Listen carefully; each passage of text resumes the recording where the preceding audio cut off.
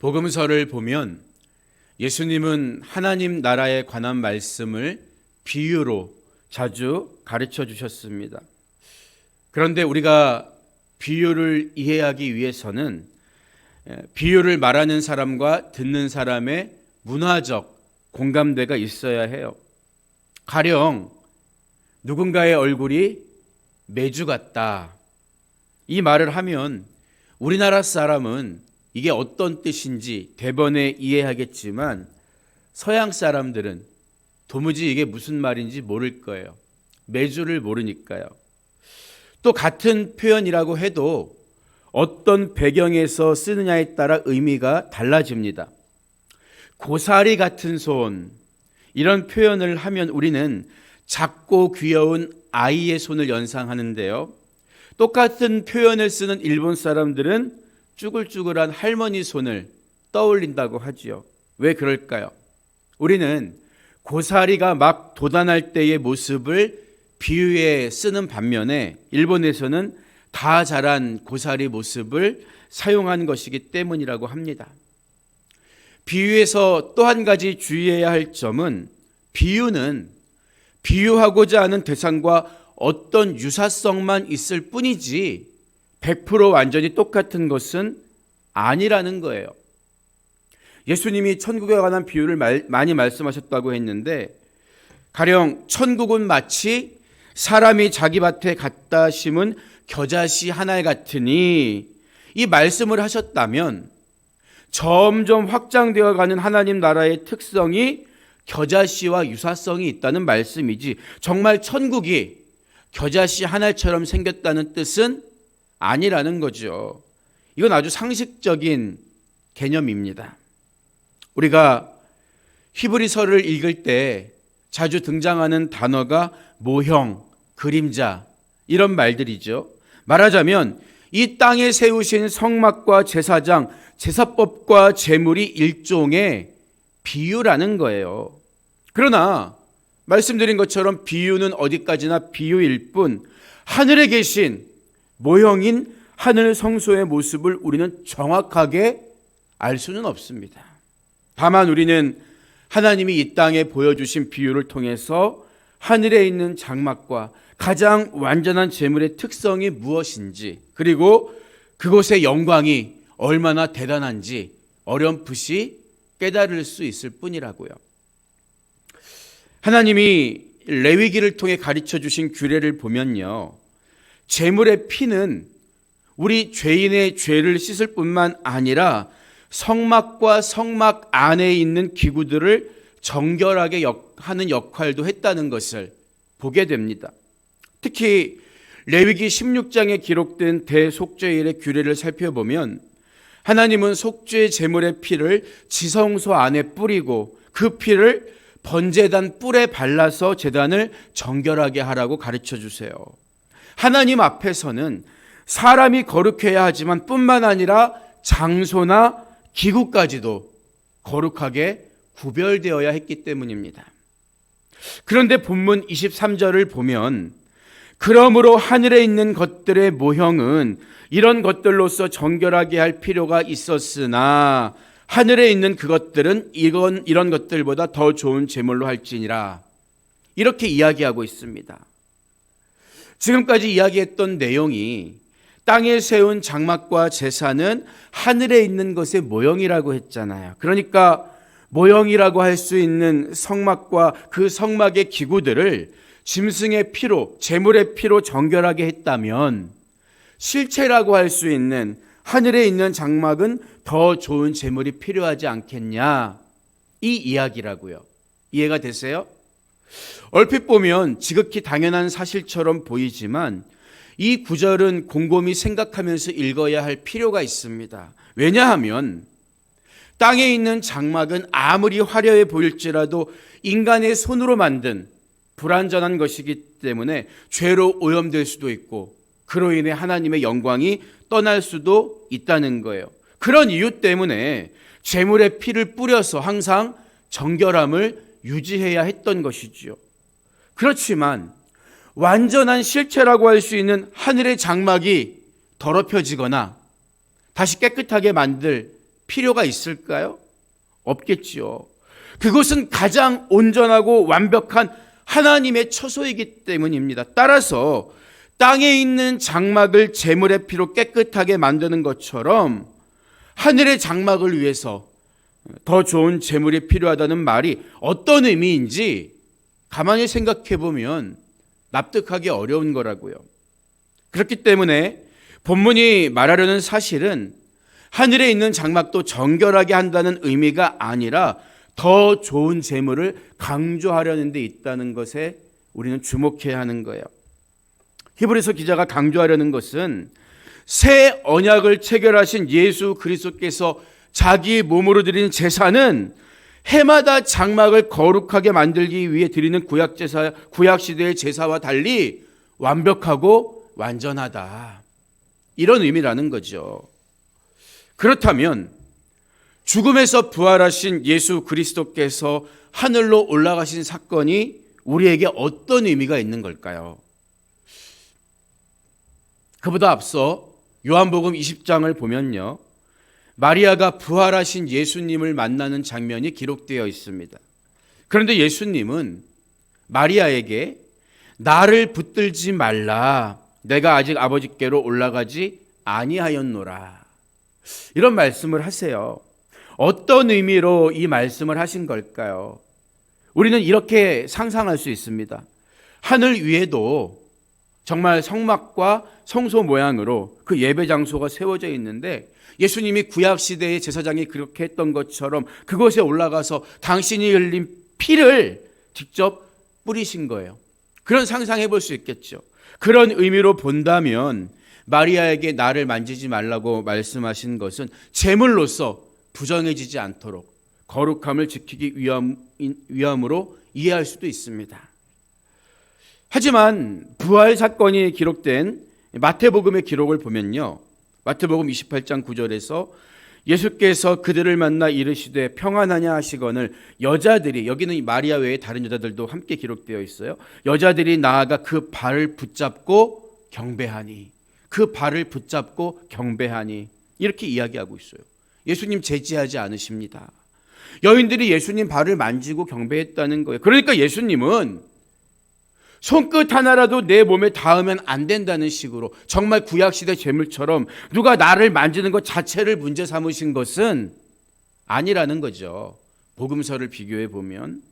따라서 우리는 예수님이 마리아에게 하셨던 말씀, 내가 아버지께로 아직 올라가지 않았다, 아버지께로 나는 올라가야 한다, 이 말씀에 더 주목할 필요가 있다는 거예요. 이런 맥락에서 오늘 히브리서 9장 24절 말씀을 읽으면요, 그리스도께서는 참것의 그림자인 손으로 만든 성소에 들어가지 아니하시고 바로 그 하늘에 들어가사 이제 우리를 위하여 하나님 앞에 나타나시고, 이렇게 말하고 있습니다. 왜 부활하신 예수님은 아버지께로 가셔서 하나님 아버지 앞에 나타나셨다, 성경이 이렇게 말하고 있는 걸까요? 또 왜 그것이 24절 말씀처럼 우리를 위한 것이라고, 우리를 위하여 하나님 앞에 나타나시고, 이렇게 히브리서 기자는 해석하고 있을까요? 사실 성경이 말하는 예수님의 사역은 십자가 위에서 끝이 납니다. 그래서 예수님은 숨을 거두시기 전에 다 이루었다, 다 끝났다, 이런 말씀을 하신 거예요. 서론에서 비유에 대해 말씀드린 것처럼 지상의 성소가 하늘 성소의 모형이라고 해서 지상이나 하늘이나 똑같이 피의 제사를 드린다는 식으로 이해하면 곤란합니다.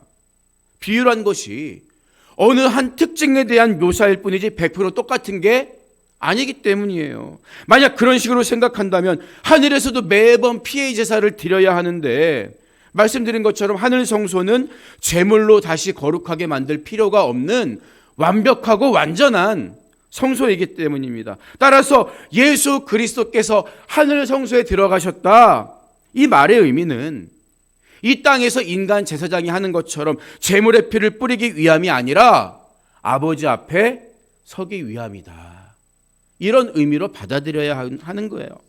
그렇다면 예수님이 하나님 앞에 나타나셨다, 하나님 앞에 서셨다, 이게 뭘 말하는 걸까요? 어떤 의미가 있는 걸까요? 이것은 예수 그리스도께서 우리를 위한 중보자가 되셨다는 사실을 보여주는 대목이에요. 그래서 종교개혁자 루터는 이 사실에 대해 말하기를, 그리스도께서 우리를 위해 승천하지 않았다면 그의 승천은 우리에게 아무 유익도 되지 못했을 것이다. 그러나 이제 그리스도가 우리의 유익을 위해 하늘에 오르셨다는 이 사실 속에 우리의 영광과 기쁨이 있다. 이 말을 하는 거예요. 우리를 위해 하나님 앞에 서신 것은 이제 예수 그리스도 그 중보자를 통해서 누구든지 하나님 앞에 나아갈 수 있게 만드셨다는 거죠. 여러분, 사실 우리 인간은 하나님 앞에 설 수 없는 존재였다고요. 그러나 우리의 중보자가 되시며 하나님 우편에 앉아 계시는 예수 그리스도를 통해 우리도 담대하게 하나님 앞으로 나아갈 수 있게 되었다는 거예요. 하나님의 모습을 직접 대면할 수는 없지만 예수의 이름으로 기도하면서 그분 앞에 언제든지 우리는 나아갈 수 있게 되었습니다. 이것은 모두 예수 그리스도의 완전한 희생 제사를 통해 하나님과 우리의 관계가 근본적으로 바뀌었기 때문이죠.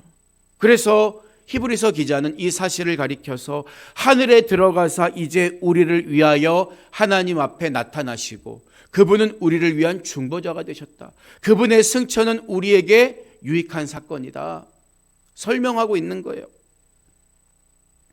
해마다 제물의 피를 뿌리는 것은 인간이 하나님 앞에 서기 위함이었습니다. 모형을 가지고 미리 예행 연습을 한 것이었죠. 하지만 이제 예수 그리스도의 완전한 제사를 통해서 다시는 구약시대처럼 짐승의 피를 들여서 제사를 드릴 필요가 없게 된 거예요.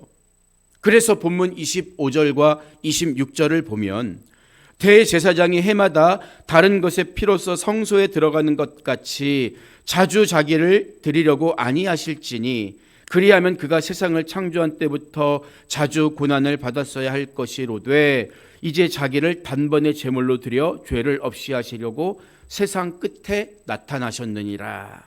이렇게 선언하고 있는 거예요. 그런데 이 말씀 속에는 우리가 주목해서 봐야 할 흥미로운 내용이 기록되어 있습니다.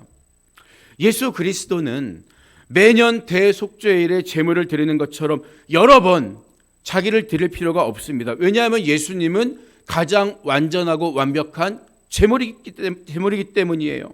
그분은 단 한 번의 십자가의 승리로 죄의 모든 값을 다 지불하셨습니다. 구약시대에는 장차 오실 그리스도의 모형인 짐승의 피로 해마다 제사를 드려야 했지만 예수 그리스도께서 오신 후로는 더 이상 짐승을 잡아 제사 드릴 필요가 없다는 거예요. 그래서 히브리서 기자는 그리스도께서 이 땅에 오신 그때를 가리켜서 세상 끝이라는 말로 표현하고 있는 것입니다. 세상 끝이라는 말은 문자적으로 시대의 완성을 의미하는데요. 여기서 시대란 율법 시대를 가리킵니다. 예수 그리스도는 율법 시대가 그 목적을 다 완수한 때에 오셨고 비로소 종말은 시작되었다는 거예요. 왜 그럴까요? 하나님께서 완전한 죄사함과 구원의 길을 인류에게 보여주심으로써 이제는 누구든지 예수 그리스도를 통해 하나님 앞으로 나아갈 수 있게 되었기 때문입니다. 그러니까 언제 주님이 재림하셔도 이상하지 않은 그런 종말의 시대를 이미 우리는 살고 있다는 거죠. 세상 사람들은 이런 사실을 모르기 때문에 세상이 시끄럽거나 전쟁의 소문이 들려오거나 재해가 있을 때마다 아이고 말세가 다가오는구나, 종말이 다가오는구나, 그때가 종말이라고 생각을 해요. 그러나 2000년 전 예수님께서 이 땅에 처음 오셨을 때가 이미 종말의 시작이다, 세상 끝의 시작이다, 성경은 분명히 말하고 있는 거예요. 여러분, 종말이 언제입니까? 지금 우리가 살고 있는 이때가 종말의 때예요. 그래서 히브리서 1장 2절을 보면 이 모든 날 마지막에는, 종말에는 아들을 통하여 우리에게 말씀하셨으니, 이 말로 히브리서를 시작했던 거죠. 그래서 우리는 영혼의 때를 위해 살아야 합니다. 본문 27절은 한 번 죽는 것은 사람에게 정해진 것이요 그 후에는 심판이 있으리니 이렇게 말하고 있다고요. 사람은 누구나 죽음을 맞이하게 됩니다. 저와 여러분도 절대 예외일 수가 없어요. 하지만 우리에게는 죽음이 끝이 아닙니다. 소망이 있다고요. 예수 그리스도께서 구원을 위해 이 땅에 2번 오시는데요.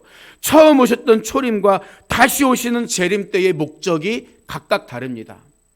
예수님께서 세상 끝, 그러니까 초림으로 처음 오셨을 때에는 많은 사람들의 죄를 감당하는 희생 제물이 되기 위해 오셨습니다. 그러나 다시 오시는 재림 때에는 어떤 목적으로 오세요? 자기를 믿는 자들만을 구원하시기 위한 목적으로 오십니다. 처음 오신 예수님은 분명히 우리 모두를 위한 제물로 오셨지만 2번째 오시는 예수님은 양과 염소를, 충성된 종과 게으른 종을 나누고 심판하신다는 거죠. 그 주님이 우리가 믿는 주님, 나의 주님이시기 때문에 우리에게는 종말이 두려움이 아니라 소망의 사건이 되는 거예요.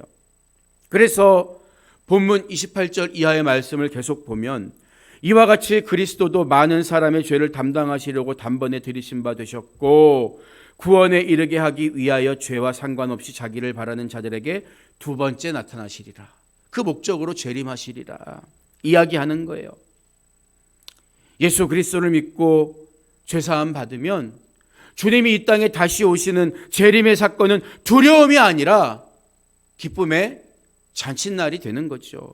그래서 우리 신앙의 선배들은 아무리 힘들고 어려운 삶의 여정을 지나면서도 마라나타 주 예수여 속히 오시옵소서, 속히 오시옵소서 기도했던 거예요. 우리도 영혼의 때를 준비하며 살아야 합니다.